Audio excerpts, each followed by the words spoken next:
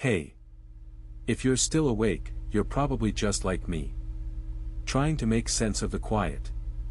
I'm someone who's seen a lot of things, but I never reveal my name, because some stories are better left anonymous. Tonight, we're diving into a few moments where logic just stopped working. Nothing is confirmed, nothing is solved, and nothing is safe. Just a few things that I can't explain. It's late, the house is quiet, and I've got no one else to talk to but you. Let's get into the first one. I don't expect you to believe me. It was a Tuesday, around 11:30 p.m., just after the rain stopped and the city was scrubbing the pavement clean. I was walking home through the underpass that connects the old subway station to the 4th Avenue parking garage. The overhead lights were flickering, humming that low electric buzz that makes your teeth ache, and the whole tunnel felt like it was holding its breath. The air smelled like wet concrete and stale cigarette smoke, the kind of smell that clings to your coat for days. I work nights, so I was used to these hours. I used to walk this same path 3 or 4 times a week, always with my headphones on, just listening to the white noise of the city. But that night, I'd left my earbuds in my pocket. I think I told myself I wanted to hear the footsteps, wanted to feel more connected to the place. It felt safer like that. The underpass was mostly empty, just a few stray pigeons fluttering off the ceiling beams and the distant hum of a garbage truck a block away.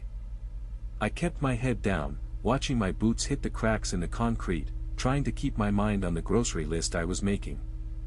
I passed the vending machine that always gave you your change back in nickels, and I swear I heard something clatter inside it, like a coin hitting the glass, but when I looked, the machine was just dark and still. It was just the pipes settling, I told myself.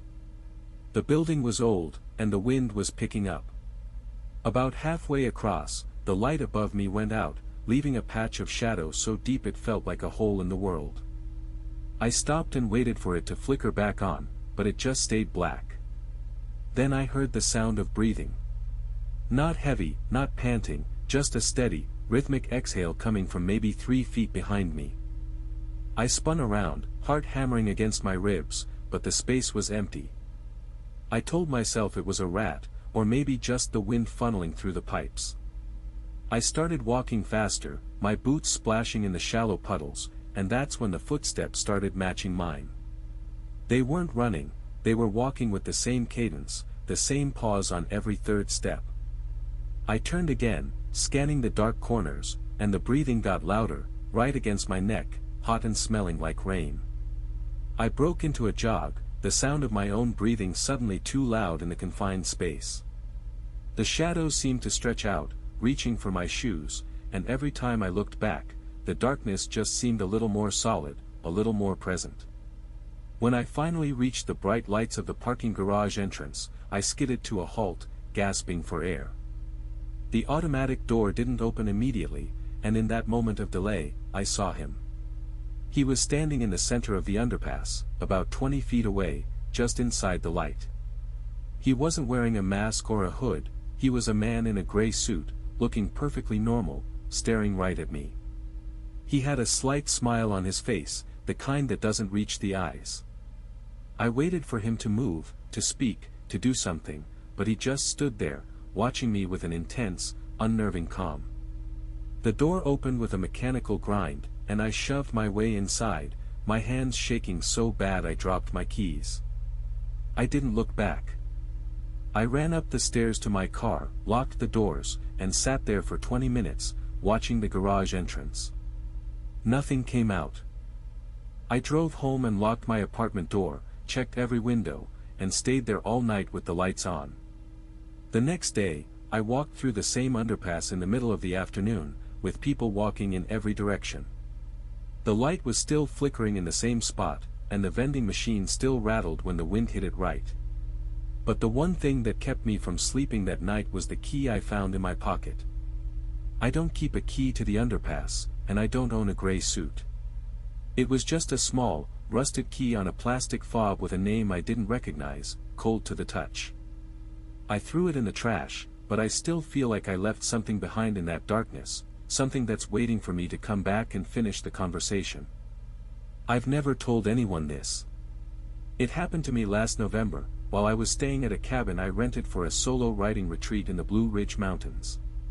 The place was supposed to be a sanctuary, isolated on a gravel road that seemed to end just beyond the property line. I arrived late, around 10 in the evening, the kind of cold that settles in your bones immediately. The cabin was old, smelling faintly of pine needles and damp wool, and the silence out there was so absolute it felt like a physical weight pressing against the windows. I remember unpacking my bag, the only sound being the crackle of the wood stove I'd managed to start, and the quiet hum of the house settling as the temperature dropped. It was supposed to be a weekend of quiet, but the first night already felt different, like the air itself was holding its breath. The house was deceptively simple, a single-level structure with a creaky front porch and a living room dominated by the stone fireplace. I spent the evening reading by the fire, the flames reflecting in the dark windows where the forest loomed just feet away.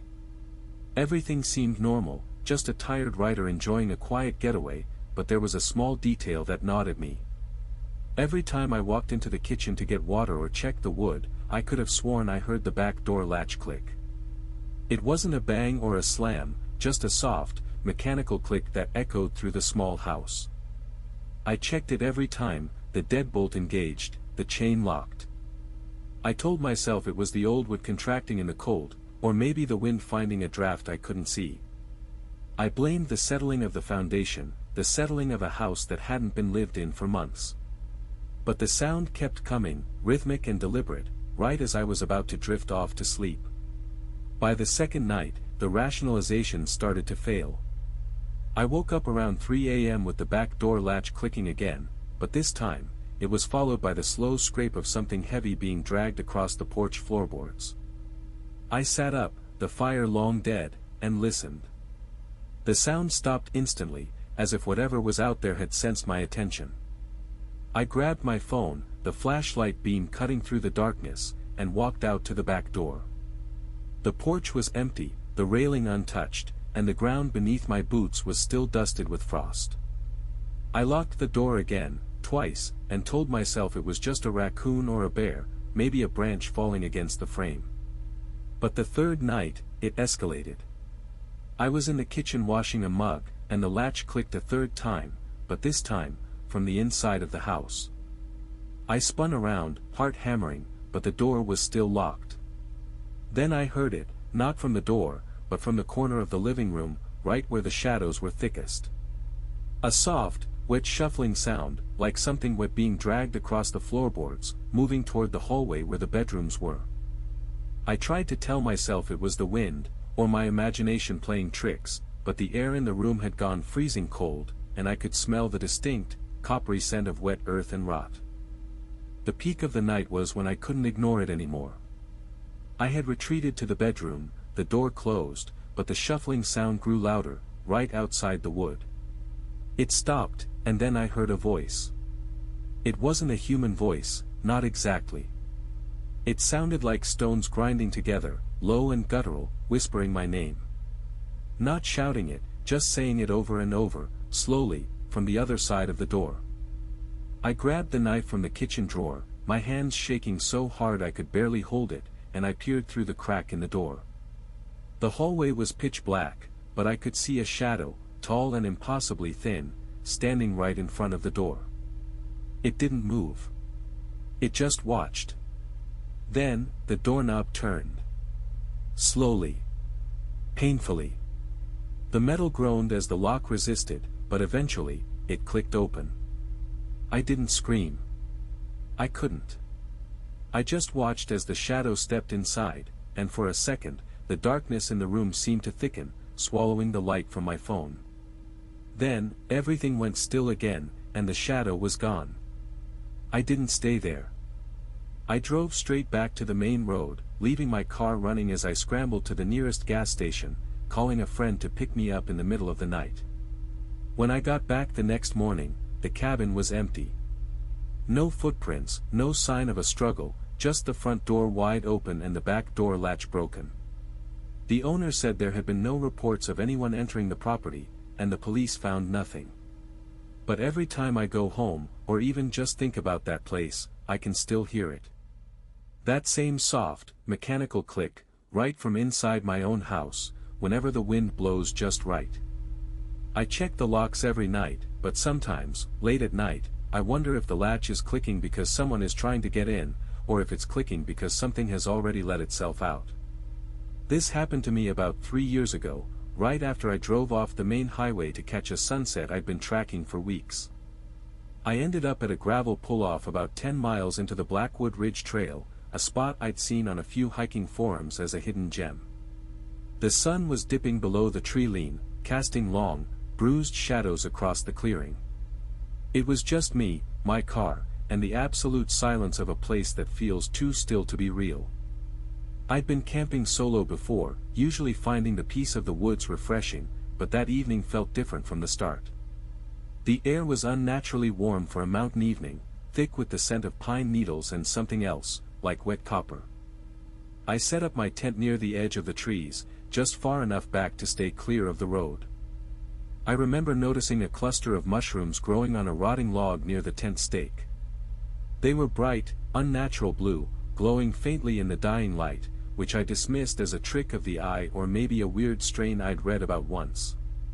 I pulled the tent flaps shut and lit my lantern, the hum of it the only sound breaking the stillness. By 10 p.m., the temperature had plummeted, yet the air felt heavy, like I was breathing through a wet cloth. I sat outside for a while, watching the tree line, feeling a prickling sensation on the back of my neck. When I went back inside, I realized my car keys, which I'd left on the dashboard, were gone. I checked the tent again, assuming I must have pocketed them, but my pockets were empty. Then, I heard the crunch of a twig outside, distinct and deliberate, not the random rustle of wind. I froze, convinced it was a deer or a fox, telling myself the woods are full of life. A few minutes later, I heard the engine of my car start up from the outside, right there by the tent, the radio crackling to life with static that sounded suspiciously like voices. I told myself it was a trick of the wind or my own exhaustion playing a prank on me. I didn't move for another hour, paralyzed by the absurdity of it all. Then, the tent fabric began to tighten. It wasn't a draft, it felt like something was pulling the canvas from the outside, inch by inch, stretching the material until it groaned. I grabbed my flashlight, my hands shaking, and pushed the flap open just enough to shine the beam into the dark. The clearing was empty, but the ground around my tent was covered in those same blue mushrooms, and they were spreading fast, moving toward the fabric of my shelter. I tried to run to the car, but the gravel had turned into soft, spongy earth that gripped my boots, holding me in place. The headlights of the car flickered on, pointing right at me, and I saw a figure standing in the beam, tall and impossibly thin, its head tilted at an angle that hurt my eyes to look at. It didn't walk, it just shifted, appearing a few feet closer with every blink of the light. I woke up on the side of the road an hour later, the sun already up, my tent collapsed and torn, but my car was still parked exactly where I left it, keys inside the ignition. I drove home immediately, convinced I'd had a nightmare brought on by dehydration or sleep paralysis. The drive was a blur, but the fear lingered in my chest, a cold knot that wouldn't untie. 3 days later, I found a single blue mushroom growing out of my kitchen floorboard.